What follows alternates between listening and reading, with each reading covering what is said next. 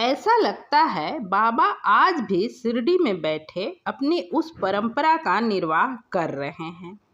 उस वक्त उनके अधिकाधिक भक्तों के साधन सामर्थ्य एक वक्त का था। बाबा ने ऐसी ही शुरुआत करवाई। ओम साईं राम श्रोताओं, साईं कथाएं में आपका स्वागत है। आइए सुनते हैं साईं की प्रेरणा से मेरे द्वारा लिखित पुस्तक कलयुग में आए साईं के कुछ अंश। आपसे आग्रह है वीडियो को अंत तक अवश्य ही सुने। साथ ही लेख और मेरा वाचन पसंद आए तो कमेंट करके अवश्य बताएं। वीडियो को लाइक एवं चैनल को जरूर सब्सक्राइब करें। तो आइए शुरू करते हैं आज की रचना, जिसमें प्रस्तुत है बाबा की दोपहर की आरती, जिसे मध्याह्न आरती कहते हैं। अपने आराध्य के लिए मंदिर बना, उसमें उनकी मूर्ति स्थापित कर उनके प्रतीकात्मक रूप को अपनी आँखों से निहारना, आरती पूजन आदि करना भक्तों के मन को शांति प्रदान करता है। इस तरह तस्वीर या मूर्ति स्थापित करके की जाने वाली भक्ति उपासना को सगुण उपासना कहते हैं। सगुण उपासना में आरती की बहुत ही महत्वपूर्ण स्थान है। साईनाथ शिरडी गांव के एक टूटे फूटे मस्जिद में निवास करते थे, जिसका नाम उन्होंने द्वारका माई रखा था। इसी द्वारका माई में भक्तों के असीम भक्ति और आग्रह पर साईं ने अपनी आरती की अनुमति दी, जिसकी शुरुआत सन 1909 में हुई। सर्वप्रथम साईनाथ के कुछ अंतरंग भक्तों द्वारा मध्याह्न आरती की ही शुरुआत की गई। शुरू में इसका कोई निश्चित समय निर्धारित नहीं था। घंटे 2 घंटे का फर्क होता रहता था। हो भी क्यों ना, लोगों के पास खेती किसानी के परिश्रम युक्त 100 काम होते, फिर भी साईं के प्रति उनकी श्रद्धा उन्हें द्वारका माई में खींच ही लाती। उनका प्रयास होता, जब साईनाथ अपने नित्य प्रति किए जाने वाले भिक्षाटन की फेरी से लौटें, उसी वक्त उनकी आरती की जाए। ठीक उसी समय पर उनके भक्त इकट्ठे होकर पूरे भक्ति भाव में विभोर हो उनकी आरती करते। पहले यह संख्या थोड़ी कम रही। बाद के दिनों में इतनी भीड़ इकट्ठी हो जाती कि मस्जिद में तिल रखने तक की जगह न बचती। आरती के बाद बाबा को नैवेद्य अर्पण किया जाता, जिसे भक्तगण अपनी श्रद्धा और सामर्थ्य के अनुसार बड़े ही प्रेम तथा भक्ति के साथ अपने अपने घरों से तैयार करके लाते। बाबा के भोजन ग्रहण कर लेने के बाद बाकी बचे भोजन को सभी भक्तों में प्रसाद स्वरूप वितरित कर दिया जाता। यह दिन के 12 बजे की जाती। सर्वप्रथम इसी आरती की शुरुआत हुई थी जब बाबा देह रूप में द्वारका माई में निवास कर रहे थे। उस वक्त बाबा के भक्तों द्वारा उनके सम्मुख द्वारका माई में यह आरती की जाती। अब यह आरती साईनाथ के भव्य समाधि मंदिर में बड़े ही सुंदर ढंग से की जाती है। इस आरती में 10 पद हैं, जिनमें कुछ पारंपरिक भी हैं। श्री कृष्ण जानी भीष्म जी ने 2 पदों की रचना की। श्री माधवराव आड़कर जी ने 1 पद की रचना की। संत कवि दासगनु जी ने भी 1 पद की रचना की। श्री मोहनी राज जी ने 1 पद की रचना की। श्री उपासनी महाराज जी ने भी 1 पद जोड़े। इन 10 पदों में 6 पदों की रचना 5 संतों एवं संत कवि दासगनु महाराज जी ने मिलकर की है। 3 पद पारंपरिक हैं और 1 मंत्र पुष्पम है। जब साईनाथ देह रूप में शिरडी में मौजूद थे, उस वक्त यही वो समय होता जब शिरडी वासी अपने सामर्थ्य अनुसार तरह तरह के भोग बड़े ही श्रद्धा भाव से अपने घरों से तैयार करके लाते थे, जिन्हें आरती के बाद भक्तों के बीच बैठकर बाबा बड़े प्रेम से ग्रहण करते। बाबा को भोग लग जाने के बाद बाकी बचे भोज्य सामग्री को सभी भक्त प्रसाद के रूप में ग्रहण कर लेते।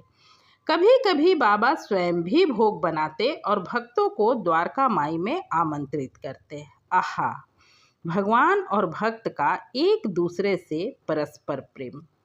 भक्तों द्वारा श्रद्धा से अर्पित की गई छोटी से छोटी वस्तु भी बाबा कितने प्रेम से ग्रहण करते थे, इस बात के कई उदाहरण बड़े ही सुंदर ढंग से श्री कै गोविंद रघुनाथ दाभोलकर, जिन्हें बाबा ने हेमांड पंत नाम दिया था, के द्वारा लिखित सन 1930 में शिरडी सेवा संस्थान द्वारा प्रकाशित श्री साईं सचरित्र ग्रंथ में किया गया है। आज भी शिरडी समाधि मंदिर में मध्याह्न आरती के बाद बाबा को नैवेद्य अर्पण किया जाता है।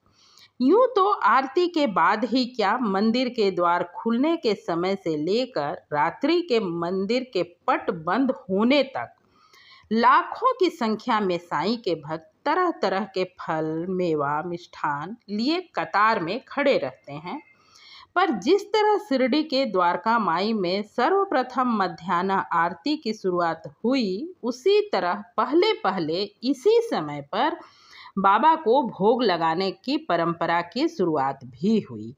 ऐसा लगता है इस आरती की अनुमति देने के पीछे बाबा का अपने बच्चों के प्रति प्रेम और फिक्र भी था।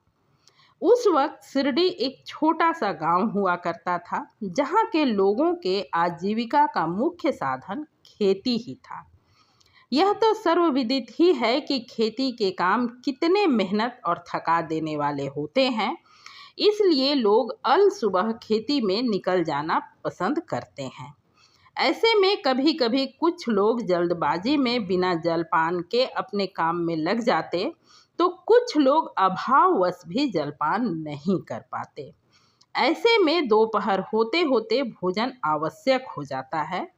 यह भोजन साईं का प्रसाद हो और सभी लोग आपस में मिलकर ग्रहण करें तो कहना ही क्या। इस तरह अमीर गरीब हर वर्ग के लोगों को एक वक्त का भोजन सहजता से प्राप्त हो जाता। तभी तो साईं का एक अर्थ आई भी है, यानी माँ। साईंनाथ के इसी वात्सल्य रूप को नमन है द्वारका माई में अपने हाथों भोग तैयार कर भक्तों को भोजन कराना। ऐसा लगता है बाबा आज भी शिरडी में बैठे अपनी उस परंपरा का निर्वाह कर रहे हैं। उस वक्त उनके अधिकाधिक भक्तों के साधन सामर्थ्य एक वक्त का था, बाबा ने ऐसी ही शुरुआत करवाई। आज जब उनके भक्त पूरे दिन उनके सौम्य सजीव मूर्त की एक झलक पाने के लिए उनके दर पर कतार बांधे खड़े रहते हैं, बाबा ने भी अपने साईं प्रसादालय के माध्यम से शिरडी में आने वाले अपने हर भक्त के लिए पूरे दिन भूख मिटाने की व्यवस्था कर रखी है। इस आरती के बाद भी सभी भक्तों द्वारा सम्मिलित स्वर में प्रार्थना की जाती है। कर चरण कृतम वा वाजम कर्म जम वा श्रवण नयन जम वा मानसम वा पराधम विहितम विहितम वा सर्वमेत स्वस्व जय जय करुणाब्धे श्री प्रभु साईनाथ। इस प्रार्थना के द्वारा भक्त अपने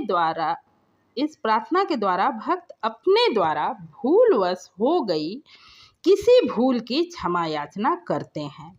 इसके बाद भक्तों के सम्मिलित उच्च स्वर में साईनाथ के जयकारे गूंज उठते हैं। श्री सच्चिदानंद सद्गुरु साईनाथ महाराज की जय।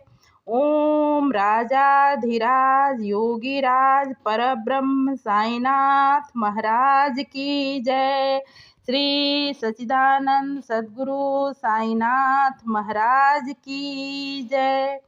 जो कानों में घुलकर मन को ऐसे तृप्त कर देते हैं कि ईश्वर कृपा से अपने प्रारब्ध के अनुसार दिन के इस पहर में जो भी जितना ही प्राप्त हो जाए उससे तृप्ति का एहसास हो ही जाता है।